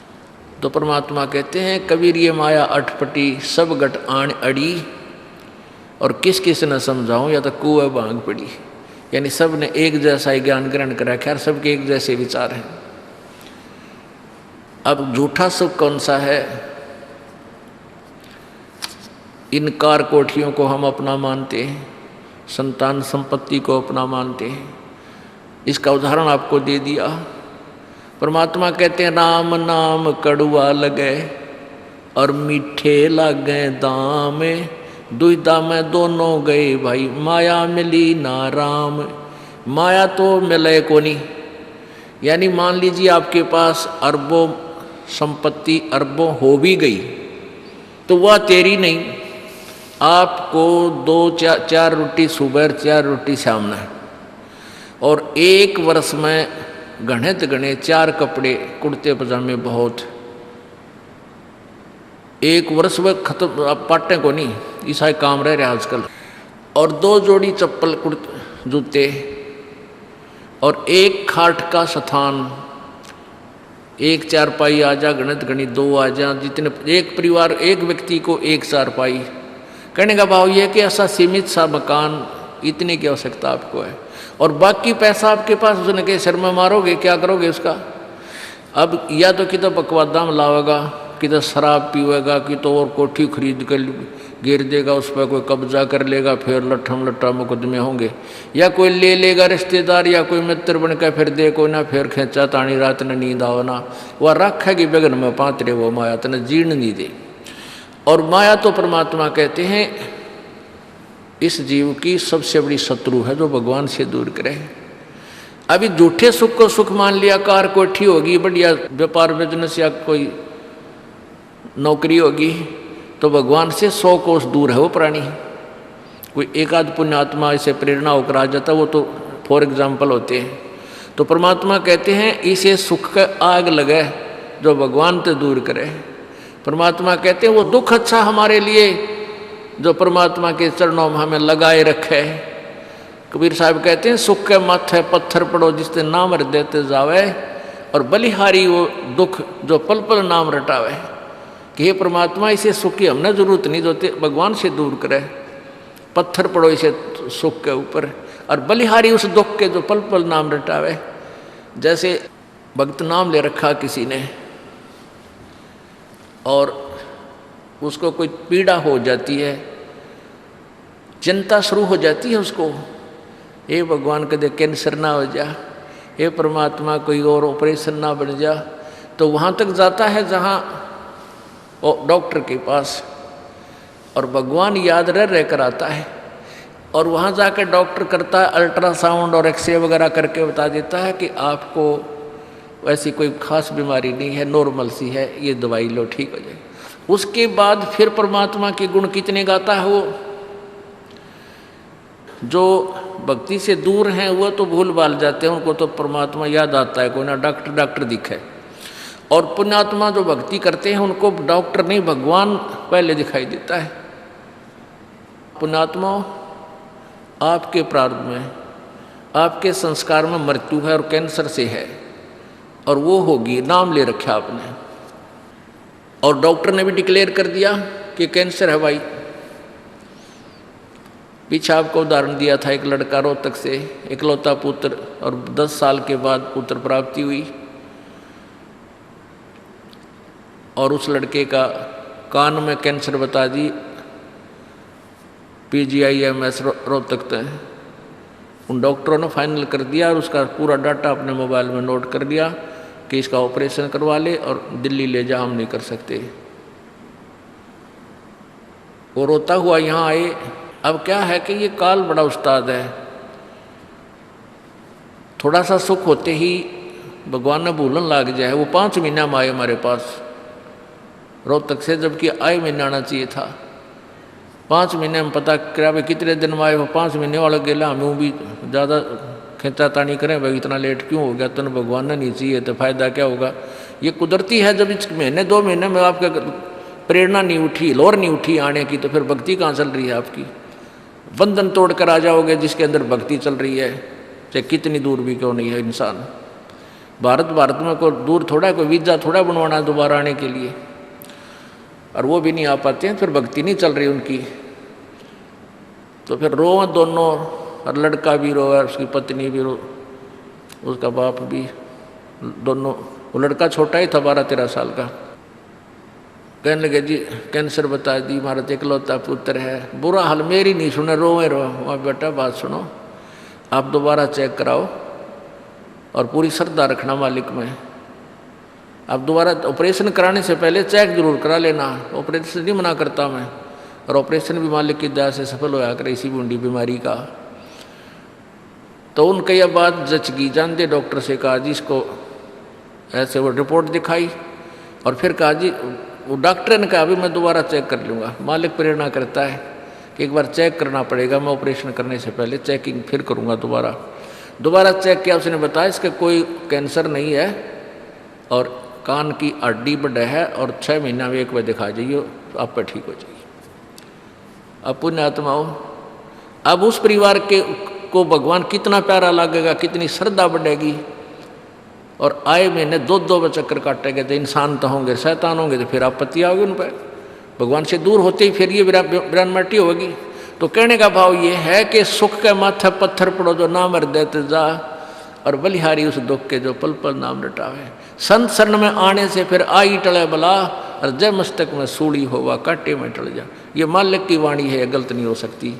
इसका हम कितना लाभ उठा सकते हैं वो हमारी अपने अंतःकरण की जो है व्यवस्था के ऊपर डिपेंड करता है। हमारी कितनी भावना है, कितनी हमारी लगन है मालिक में। अब कुछ भक्त ऐसे भी आते हैं जी, हमें लाभ ना होया, पाठ भी करा लिया, जोत भी चढ़ा दी, और 3 बार आ लिया मैं, ईसा डिठोरा दिखाऊंगे, मेरा ऊपर जानो बहुत बड़ा, मुझे ही ज़्यादा आवश्यकता है, इसने कती नहीं। वो बेचारे बालक हैं, 1ली-2री कक्षा के, वो कुछ भी बोल सकते हैं, उनको ज्ञान ही नहीं। और ऐसे लाखों लोग हैं जिनको निरे सुख हो लिए। तो परमात्मा तो वही है, एक ही ट्रांसफार्मर में तो सबको कनेक्शन दे रखा है, और जिसके पंखे कूलर चल रहे हैं वो भी उसी लाइन से जुड़े हैं, और जिनके नहीं चल रहे हैं वो भी उसी लाइन से जुड़े हैं। तो उनका कोई कनेक्शन डिफेक्टिव है, उसको फिर चेक कराएं, लाइट पावर वही है। कहते हैं सतगुरु के दरबार में कमी काहे की ना, अंसा मौज नहीं पावता तेरी चूक चाकरी में। कि इस परमात्मा के दरबार में किसी चीज़ की कमी नहीं। और परमात्मा आप बताते हैं कि यदि तुझे लाभ नहीं मिल रहा तेरी चूक चाकरी में, आपके अंदर कोई श्रद्धा में कमी है, आपकी भावना में कमी है, या आपका कनेक्शन लूज है, आपका कनेक्शन कट ऑफ हो गया, वह पावर आ नहीं रही। इस परमात्मा कबीर जी के शब्द कोश में असंभव शब्द नहीं है। इस कबीर परमेश्वर की डिक्शनरी में इम्पॉसिबल वर्ड नहीं है। ये वो भगवान है, और फिर भी हम इससे लाभ नहीं प्राप्त कर पा रहे हैं, तो हमारी कोई क्रियाओं में, हमारी भावनाओं में त्रुटि है। और जब तक देखो, सीधी सी बात है, हमने हैंडपंप से जल लेना है तो पात्र को नीचे ही रखना पड़ेगा। तो सतगुरु के दरबार में आके आपको अधीन होना ही पड़ेगा। अधीन होए बिना भगवान मदद नहीं करेगा। रावण ने भक्ति भी की, लेकिन उसमें अधीन्य की कमी थी, और अधीन्य की कमी उसको लेकर डूबेगी। नहीं, रावण जैसी भक्ति कोई 7 जन्म नहीं कर सकता, कितना साधक बन जाओ। जब परमात्मा के नाम पर यहाँ से काट कर चढ़ा देना अगले समर्पण, तो कहने का भाव ये है कि, और फिर उसके अंदर जैसा किया वैसा फल उसको मिलता रहा, लेकिन अधीन्य नहीं आई, फिर सारी करी कराई खो दी। तो इसलिए हमारे अंदर विनम्रता यानी सच्ची लगन, अंतःकरण में सत्यता, छल कपट नहीं रखे, माड़ी सी भी अपने सच्चे दरबार में आवे, गुरु जी के प्रति कोई विकार, यहाँ कर कोई भी दोष नहीं देखे। यदि आप किसी में दोष देख रहे हो, वो दोष आपके अंदर है। एक चोर के यहाँ कोई व्यक्ति डट गया रात में, रात चलता शरीफ व्यक्ति, तो वो चोर सारी रात जागता रहा कि कहीं ये रात ने उठ कर तेरे घर में गड़बड़ ना कर जा, चोरी ना कर ले जा। और वो भला आदमी सामने सोया था, सवेरे उठा और सवेरे राम रमी करके चला गया, रात काटनी थी। अब वो दोष उस चोर में था कि कदे ये चोरी ना कर ले, रात ने तेरा सामान ना निकाल ले जा। और वो भला आदमी चैन से सो रहा, उसको लेना नहीं देना। तो ऐसे ही एक घर में चोर आ गया, रात चलता व्यक्ति था, वो था चोर, डट गया किसी के घर पे। उस भले व्यक्ति ने वो चोर ना दिखाई दे था, क्योंकि उसमें दोष नहीं था। उसने अपने घर में उसको रोका, गर्मी सर्दियों के दिन थे, वहीं जहाँ आप सारा परिवार सो रहा था वहाँ सो गया। रात ने उठ कर उन्हीं के घर में चोरी करके चोर जाता रहा। अब वो भले आदमी के मन में दोष नहीं था, वो ना जागया, क्योंकि उसने अपने जैसा दिखा था। और वो भला आदमी उस चोर के घर डटा, तो उस चोर ने वो भला आदमी भी चोर दिखाई देता, वो दोष उसके अंदर है। तो इसी प्रकार आप किसी अन्य में कोई दोष देख रहे हो, वो आपके अंदर उससे अधिक मिलेगा। ये टटोल कर देख लेना। जब आपके अंदर कोई दोष है नहीं, तो आपको दूसरे में दिखे को ना। ये एक अपना दर्पण है अपने अंदर के विकार देखने का। परमात्मा कहते हैं, बुरा जो देखने में चला, बुरा ना मिलिया कोई, और जब दिल खोजा अपना, मेरे तो बुरा नहीं कोई। जो क्रिया हम बुराई करते हैं, हम दूसरे में देख लेते हैं, 20 आगे गावांगे, देख रहे हो वो नो करो थी, वो नो करो था, और वो आप 20 करे उतने। तो हमने पहले अपने अंतःकरण को साफ करना चाहिए, फिर और करें तो अपने आप बढ़ेगा। तो हम ठेकेदार ना बनकर अपनी भक्ति करें और परमात्मा को पाने का प्रयत्न करें, यहाँ से पीछा छुटवाने का। ये व्यवस्था तो मालिक की है, वो किसने कैसे क्या सेट करना है। तो इस प्रकार यहाँ आते हुए भी लाभ नहीं हो रहा, फिर भी आपकी कोई कमजोरी आपको सेध रही है, दुख दे रही है, बाधक बन रही है, उसको ठीक करो। अब प्रसंग चल रहा है कि झूठे सुख को सुख है, ये मान रहा मनबोध, ये सकल चबीना काल का, और कुछ मुख में कुछ गोद है। अब परमात्मा क्या बताते हैं,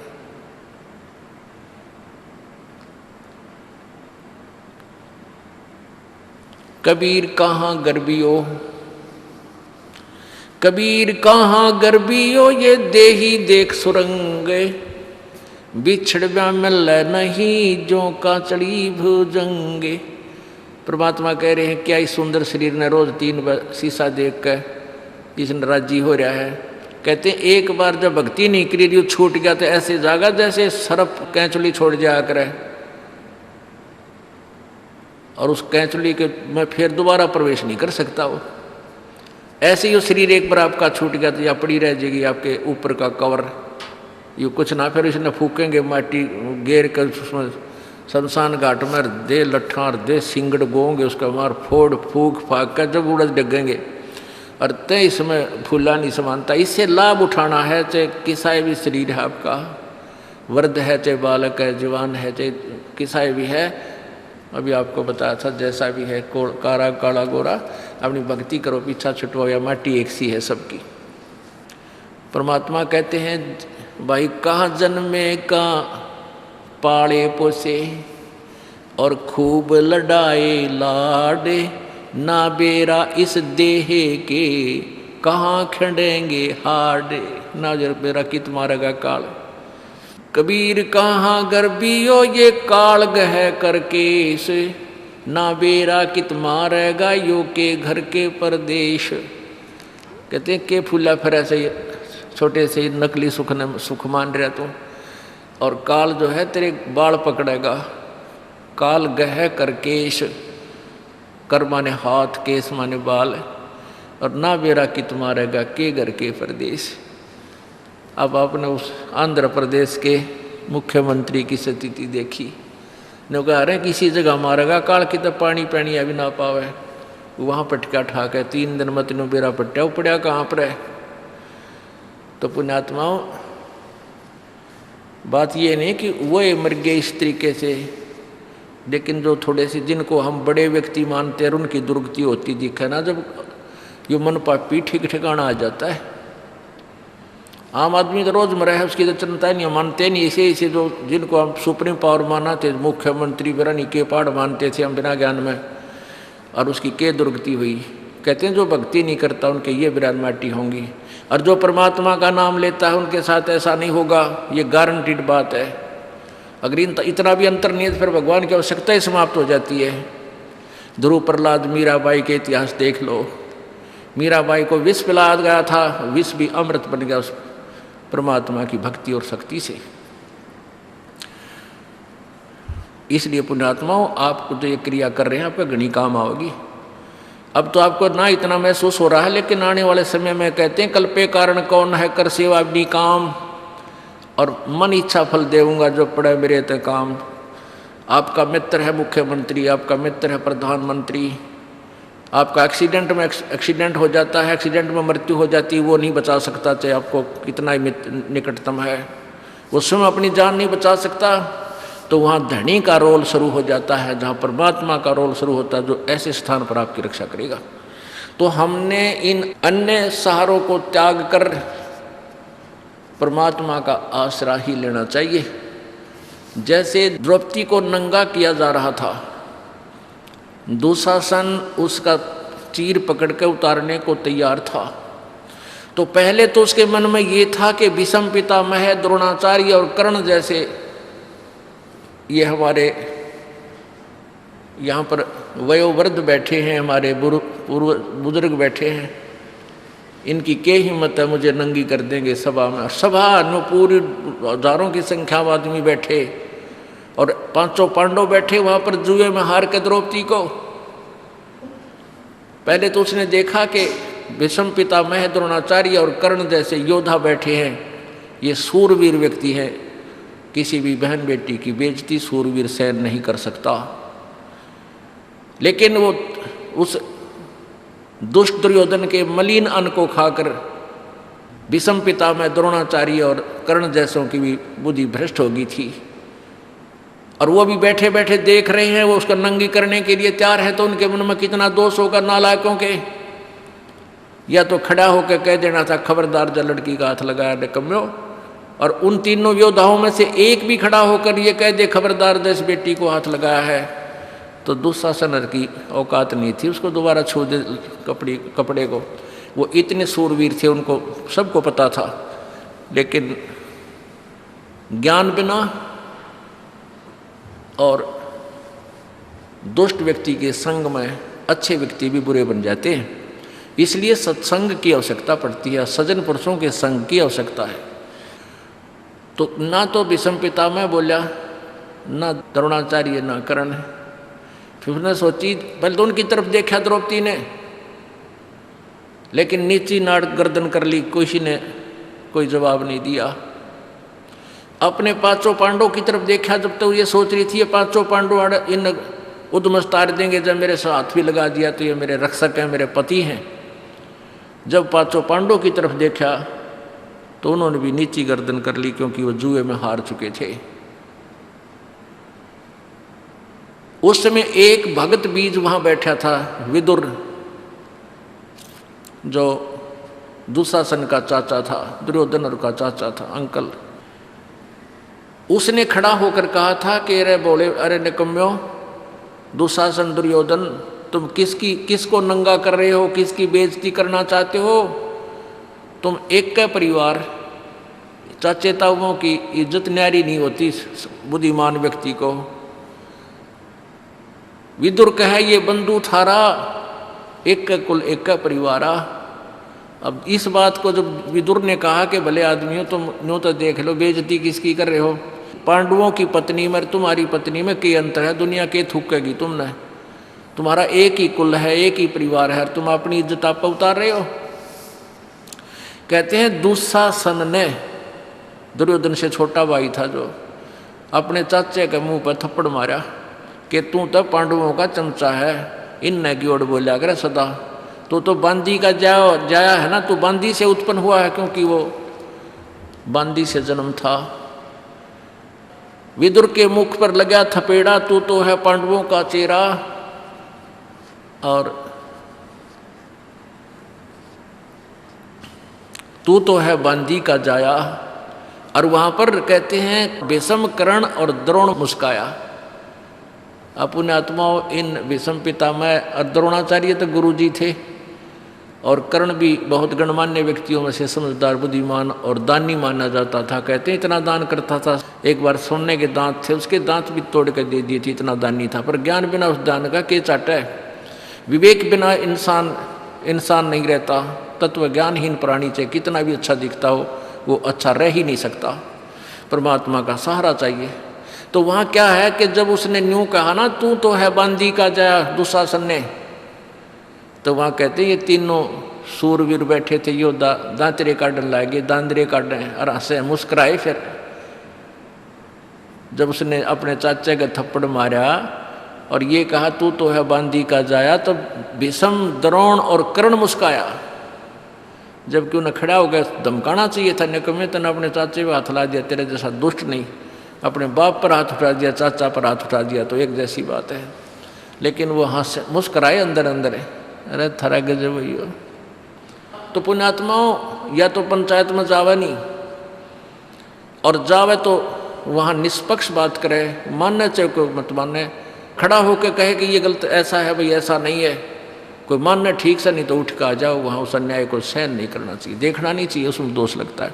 तो विदुर उसी समय उठकर बाहर आ गया जब उसकी बात नहीं चली, और जो कहनी थी वह सच्ची कह दी, उठ कर आ गया। तो एक था पंचायती उसमें, ये तो द्वापर की बात है, रीब के पंचायतियाँ का तो कहना है कि है, इब तो मुँह देखमा बात हो सारे।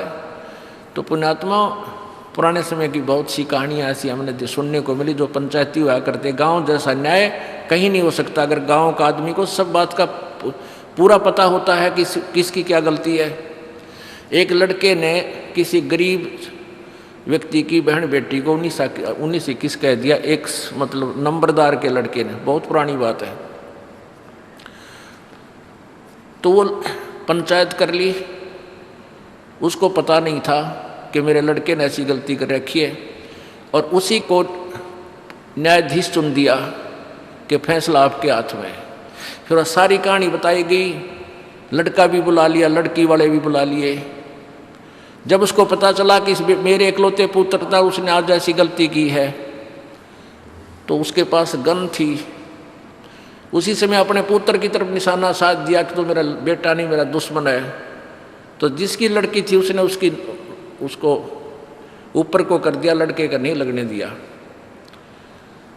कि जब आपने इतना दुख मान लिया तो हमारा न्याय हो गया। और ईब के है, इब सांझ ने पंचायती शाम ने कुछ बात करें, सवेरा घुटी ला के बदले पावें, ये पंचायत होगी। तो पुण्यात्माओं, उस लड़की वाले ने उस लड़के की जान बख्श दी नहीं, वो खुद उसकी गोली से मारना चाहता था। शाहजहां मुसलमान था, वीर हकीकत राय और एक मुसलमान के बालक इकट्ठे पढ़ा करते, उनका आपस में कहा सुनी होगी। एक हकीकत राय ने उनकी फातिमा जी को गाली दे दी, और उसने दुर्गा को गाली दे दी मुसलमान के लड़के ने, तो उसके शाहजहाँ के साले ने गलत बात बताकर राजा को सच्चाई से अपरिचित रख के और हकीकत जी को यानी मरवा दिया, उसको चढ़वा दिया, ख़त्म करवा दिया। जब शाहजहाँ को पता चला, अपने साले को तीर मार दिया था कि तू दुश्मन है, बालका की छोटी मोटी लड़ाई इतने कोड कहानी बना दी नालायक। तो पुण्यात्माओं अब कितना सतर गिर गया, हद हो रही है भगवान। तो ऐसे द्रौपदी ने जब ये देखा कि भी पहले तो उसने सहारा तकिया अपने 5 पतियों का, वो भी योद्धा थे भीम जैसे बलि, और फिर उसने आसरा तकिया सहारा लिया सामने बैठे उन बुजुर्गों का, भीष्म पितामह, द्रोणाचार्य और कर्ण का, और फिर भी कोई सहयोग कहीं से नहीं मिला। परमात्मा कहते हैं भीष्म पितामह, द्रोणाचार्य और कर्ण तो उस दुर्योधन, क्योंकि दुर्योधन को राज प्राप्त हो गया था, दुर्योधन के पास रहते थे, उसने अच्छे बाग में रखे हुए थे, वहाँ खूब मेवा फल फ्रूट खिलाया करता था, सेवा करता थे उसके नौकर। उस मलिन अन्न को खाकर वो उससे दबाव में आगे बंध गए उसके साथ, इसलिए नहीं सच्चाई कह सके। और 5 पांडव जुए में हार चुके थे, वो वचन बद्ध हो चुके थे, वचनों में बंध गए थे। तो परमात्मा कहते हैं बंधे से बंधा मिले छूटे कौन उपाय, और कर बंदगी निर्बंध की जो पल में दे छुड़ाए। अब जैसे 4 आदमी न्यारे न्यारे अलग अलग खंभ्यात बांध रखे हैं, और एक बंधा हुआ दूसरे बंधे हुए से कहता तू मुझे खोल दे, मैं आपके आगे हाथ जोड़ता हूं, तो क्या वो बंधा हुआ व्यक्ति उसको खोल देगा? हाँ, कोई खुला व्यक्ति आ जाता है, उसको प्रार्थना करे तो सारे के बंधन खोल दे। तो परमात्मा निर्बंध है, बाकी सब बंधे हुए हैं, चाहे मंत्री है, चाहे मुख्यमंत्री है, चाहे प्रधानमंत्री है, चाहे पूरी पृथ्वी का कोई शासक है। केवल परमात्मा का सहारा लेने से ही हम परमात्मा से लाभ प्राप्त कर सकते हैं। हम दूसरे का सहारा लेते हैं तो परमात्मा पीछे हट जाता है। इसलिए हमने अपने ईश्वर को आगे रखना चाहिए प्रत्येक काम में। देखो, आप डॉक्टर के पास जाते हो, डॉक्टर दवाई दे देता है, आपको आराम हो गया, तो हमारे मन में ये आता है डॉक्टर की दवाई से नहीं, भगत के मन में ये आओगा कि मेरे परमात्मा ने दया करी। नहीं तो वो डॉक्टर दवाई दे, उसका रिएक्शन कर जाती है दूसरे आदमी का। दवाई देता है वह दूने एक्शन शुरू कर देती है, वो लगती है कोई ना। और परमात्मा की शरण माने के बाद आपको वो बुद्धि परमात्मा डॉक्टर भी उसी कंट्रोल में है, ऐसी दवाई दिवाओगा, एक गोली तो ठीक हो जा, और ना तो वह बात बढ़ के करा कि अपने कह खड़ी हो जा, ऑपरेशन से भी पांडा ना छूटे।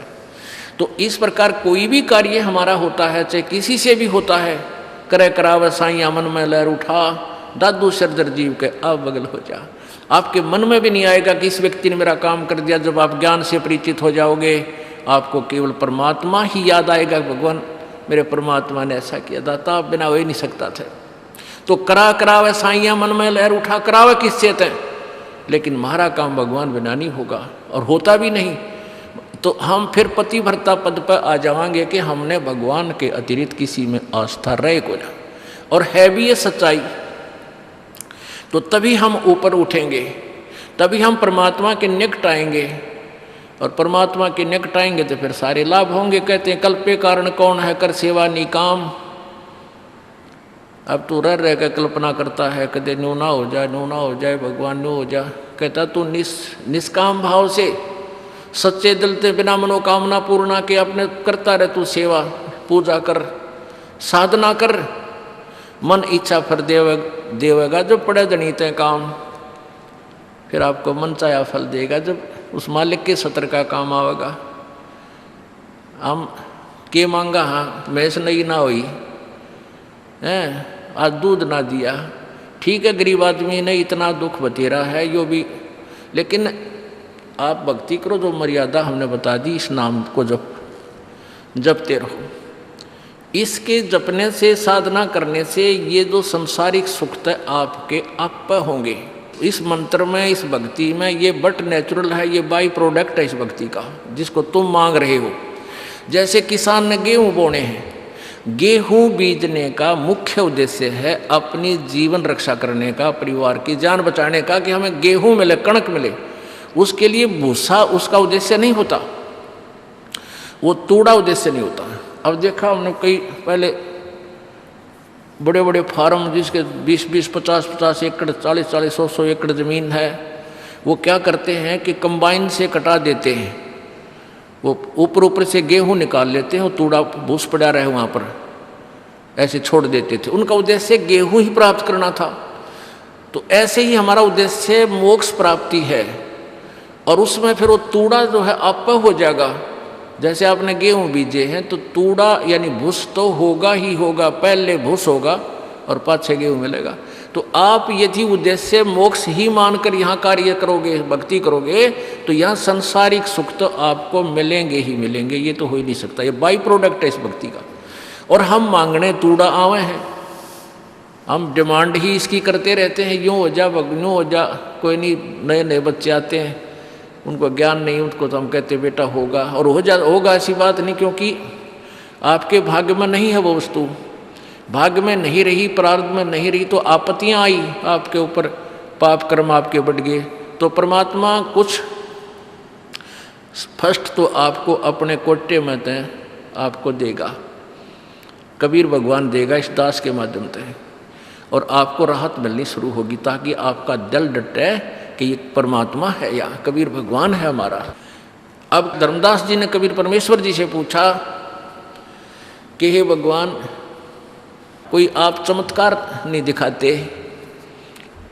अब भोली भाली आत्मा शुरू में इसे प्रश्न किया करते हैं। परमात्मा बोले भाई संत चमत्कार नहीं दिखाया करते, वो तो बंडेलियां का काम वो है, जादूगरा का। और फिर क्या देखता है, कुछ दिनों के बाद वो भी ठीक हो गया, उसका भी आराम हो गया, वो रोता आया था उसका आज सुख हो गया। तो धर्मदास कहता है फिर आप, ये महाराज जी आपने तो कमाल कर दिया, कति चमत्कार करके दिखा दिया, आज वो फलाना ठीक हो गया। परमात्मा बोले भाई संत चमत्कार नहीं करा करते, और वो संत नहीं जिससे चमत्कार ना हो। अब दोनों बात है, जातुरन्यो हो जाएगा, जातुरन्यो, ये ऐसे संत नहीं कहा करते, वो तो ड्रामेबाज और माया के लोभी बकवास किया करते हैं। संत चमत्कार नहीं दिखाते, नहीं करते, और वो संत नहीं जिससे चमत्कार ना हो। अब दोनों बात हैं, समझदार समझ गए होंगे। अब प्रसंग चल रहा था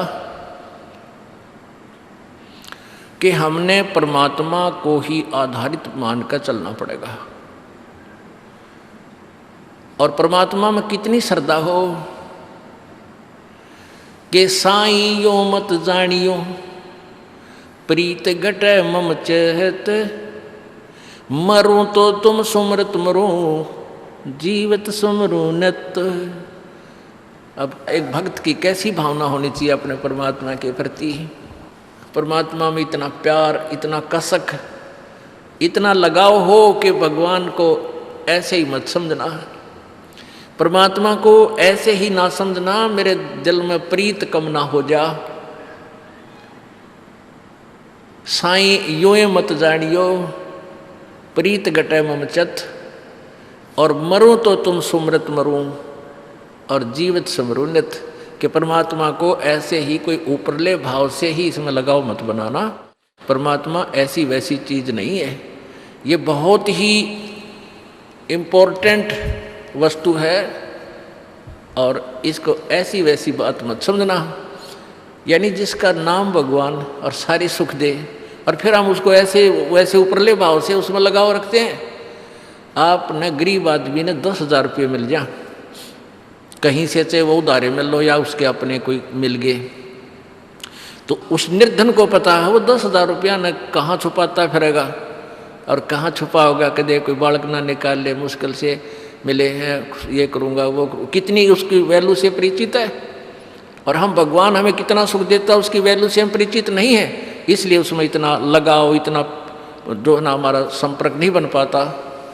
तो परमात्मा कहते हैं साईं यूँ मत जानियो या प्रीत घटे ममचत, इसने ऐसे ना समझना भगवान को, नहीं तो फिर आपके हृदय में प्रेम कम हो जाएगा। और कहते हैं इतना लगाव करे मरूं तो तुम सुमृत मरूं और जीवित समरू नित। कहते हैं परमात्मा में कितनी, उस सुमरण में परमात्मा से कितना लगाव हो आपका। जैसे चंद्रमा के साथ एक चकोर पक्षी का होता है, एक चकोर पक्षी होता है, वो कव्वे के आकार का होता है, थोड़ा सा बड़ा इससे, और वो क्या करता है कि चंद्रमा जब उदय होता है तो उसका कलर लाल लाल होता है, तो वहीं से उसकी नज़र टिक जाती है पर पेड़ के ऊपर। वो ऐसे सूखे पेड़ पर बैठता है, जो ऐसी टहनी पर बैठता है कि चंद्रमा और मेरे बीच में बाधा ना हो जाए। तो वो चंद्रमा जब उदय होता है वहाँ से चलता है ऐसे, तो उसकी नज़र ऐसे ही रहती है, ऐसे ऐसे।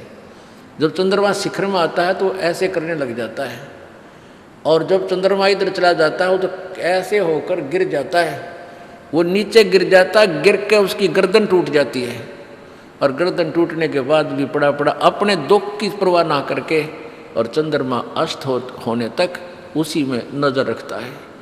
कहते हैं ऐसा लगाव करो अपने परमात्मा से जैसे चांद चकोर है, तो पुण्यात्मा इस प्रकार परमात्मा पाया जाएगा। बोलो सतगुरुदेव की जय।